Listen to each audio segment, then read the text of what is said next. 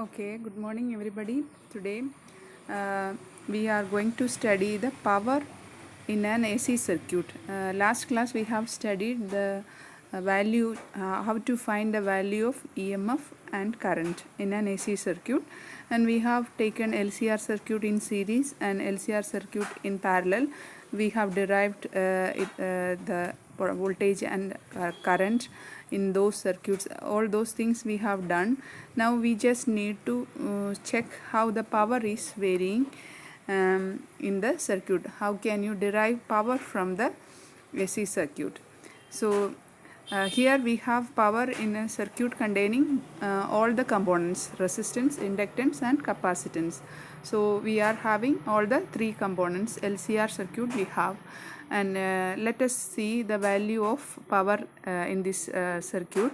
First we need to take, in order to find the power, we need to take the voltage and the current. So let us take the instantaneous value of voltage and current in the circuit. We have already derived it. It is E is equal to EMF or voltage, which is equal to E0 sin omega t, and I is equal to I0 sin omega t minus phi. So there is a phi phase difference with the voltage for the current. So what will be the value of power? The product of these two. So E into I is the power. So E into I is equal to E0 into I0 sin omega t into sin omega t minus phi. You can see there E0, I0 are constant, so you can take together, and sin omega t into sin omega t minus phi. So we have two sine terms there. So these two sin A sin B, it is like sin A sin B, isn't it? So sin A sin B you can write as, see this half. In this left hand side I have written that equation. We know that cos A minus B and cos A plus B, the equation for cos A minus B and cos A plus B, we know that, and if you subtract these two, it will be 2 sin A sin B.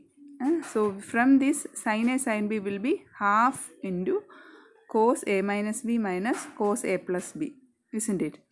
So you can just check the trigonometric equation from for cos A minus B and cos A plus B. You can expand it, and if you subtract, then you will get this value 2 sin A sin B. So we are going to substitute for sin omega t into sin omega t minus phi, where omega t is A and omega t minus phi is B. Okay, so sin A sin B, sin omega t into sin omega t minus phi. Omega t is A and omega t minus phi is B. So in that form it will be half cos A minus B. A minus B means omega t minus phi. So that will be phi. Omega t will get cancelled. So cos A minus B is cos phi, minus cos A plus B will be omega t plus omega t minus phi, that is 2 omega t minus phi. So that is what written in the bracket here, half into E0 I0 cos omega minus cos 2 omega t minus phi. So we get the equation like that. Now in order to take the average power over the full period of AC cycle, we need to do the integration over the full period, 0 to time period t, capital T. The time period is t. So if you do that, you have to divide it with the total time, then you will get the average power. So we just multiply the power with the dt and integrate it over the full cycle. So E into I dt integrated over 0 to t, and we need to divide. We have multiplied with time, isn't it? So we have to divide it with the total time. So divide with the integral 0 to t dt. That will be the average power.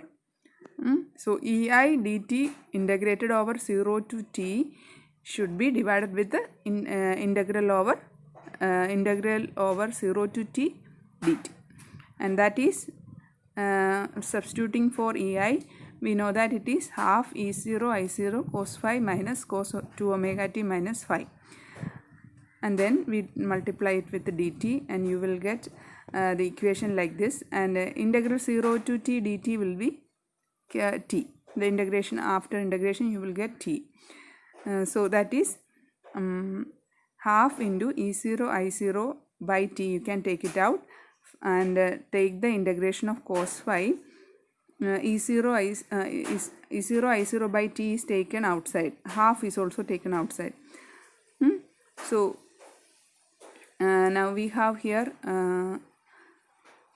cos phi t minus, cos phi is constant there, only the integration of dt is there, dt the integral t.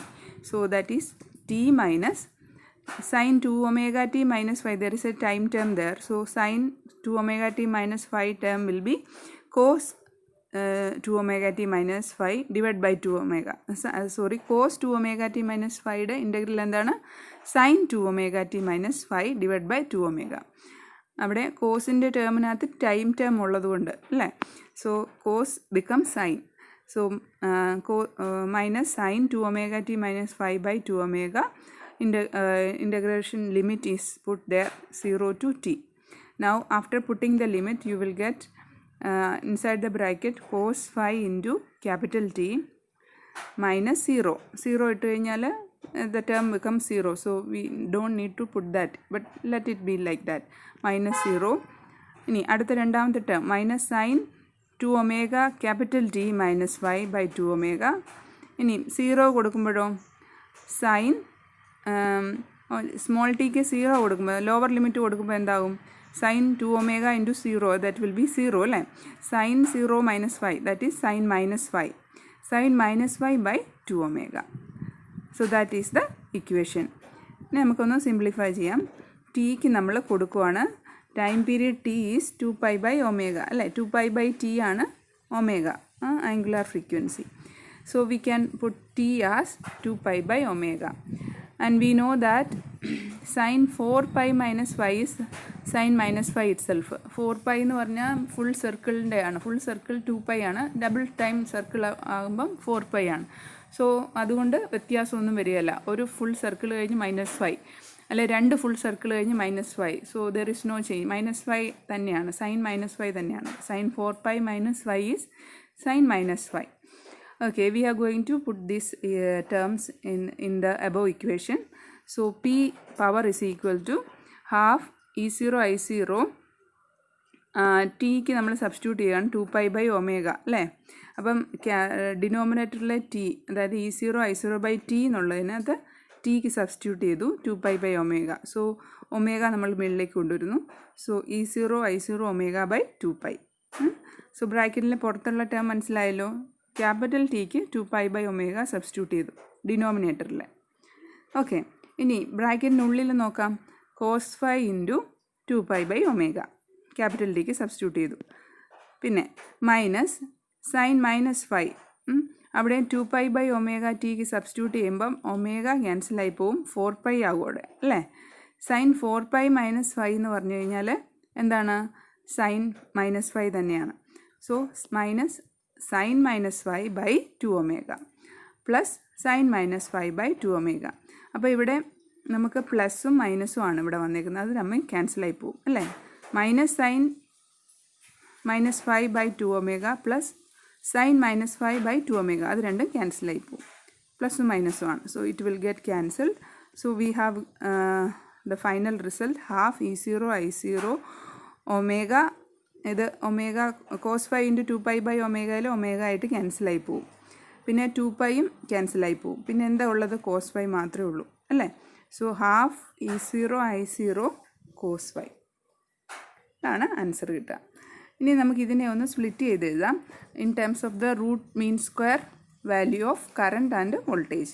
That means we know that IRMS is I0 by root 2 and ERMS is E0 by root 2. So let us write in terms of IRMS and ERMS. So E0 by root 2 is ERMS and I0 by root 2 is IRMS, and multiply with those two values and then multiply it with the cos 5. That means the total power or the average power is virtual voltage into virtual ampere into cos phi. And here we are going to write this cos phi as the power factor. We are going to call this cos phi as the power factor. So let us, the term virtual volts into virtual ampere is called the apparent power, and the next term cos phi is called the power factor. So ആദ്യത്തെ E R M S into I R M S എന്ന് പറയുന്നതിനെ വിളിക്കുന്നത് apparent power. അപ്പോൾ average power എന്ന് പറയുന്നത് apparent power into power factor. Okay, so the true power is apparent power into power factor. ഇനി cos phi നമുക്ക് എങ്ങനെ കണ്ടുപിടിക്കാം? Cos phi is the factor by which the product of the RMS values of the voltage and current must be multiplied to give the power dissipated. That is why we call it as power factor. അതായത് ഇതൊരു average power കണ്ടുപിടിക്കാൻ multiply ചെയ്യുന്ന ഒരു ഫാക്ടറാണ്. ഏതിനെ multiply ചെയ്യുന്നത്? ഈ R M എസിനെ ഐ ആർ എം എസിനെയും മൾട്ടിപ്ലൈ ചെയ്യുന്ന ഒരു ഫാക്ടറാണ് നമ്മുടെ ഈ കോസ് ഫൈ എന്ന് പറയുന്നത്, ആവറേജ് പവർ കിട്ടാൻ. അപ്പം ആ ടേമിനെ നമ്മൾ അതുകൊണ്ടാണ് പവർ ഫാക്ടറിന് വിളിക്കുന്നത്. ഇനി നമ്മളിത് എങ്ങനെ കണ്ടുപിടിക്കുന്നതെന്നാണ് അടുത്തത് ചെയ്യുന്നത്. For a circuit containing resistance, capacitance and inductance in series, we know that we have already found out the value of tan phi earlier. Tan phi നമ്മൾ ഡിറൈവ് ചെയ്തെടുത്തിട്ടുണ്ട്. It is L omega minus 1/ωc/r. അതെന്ന് പറഞ്ഞാൽ tan phi എന്ന് പറഞ്ഞാൽ opposite side by side അല്ലേ, side by side. അപ്പം നമുക്ക് omega L minus 1/ωc എന്ന് പറഞ്ഞ ഓപ്പോസിറ്റ് സൈഡും സൈഡ് ആറുമായിട്ട് എടുക്കാം. അങ്ങനെ ഒരു ട്രയാങ്കിൾ വരച്ചു കഴിഞ്ഞാൽ ഹൈപ്പോട്ടന്യൂസ് എന്തായിരിക്കും? സ്ക്വയർ ആഡ് ചെയ്ത് ഇത് രണ്ടിൻ്റെയും സ്ക്വയർ എടുത്തിട്ട് ആഡ് ചെയ്യണം, എന്നിട്ട് സ്ക്വയർ റൂട്ട് എടുക്കണം. So r² plus Lω minus 1/ωc whole square റൂട്ടാണ് ഹൈപ്പോട്ടന്യൂസ്. അപ്പം നമുക്ക് ഇതിൽ നിന്ന് ഈ ട്രയാങ്കിളിൽ നമുക്ക് കോസ് ഫൈ കണ്ടുപിടിക്കരുതോ? Cos phi from this triangle it is എന്താണ്? Side by hypotenuse. That means r/r. ഫൈയുടെ സൈഡ് ആറാണ്, opposite side Lω minus 1/ωc ആണ് അല്ലേ. അപ്പോൾ സൈഡിൽ എന്താണ്? r divided by square root of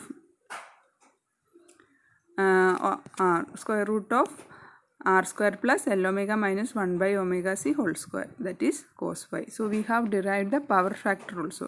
We have derived the true power or the average power. We have derived the power factor cos phi now. Now let us just check the cases. Some special cases are there. Here when you have no capacitance and no inductance, only we have here resistance. If you consider like that, let us have only a resistance circuit.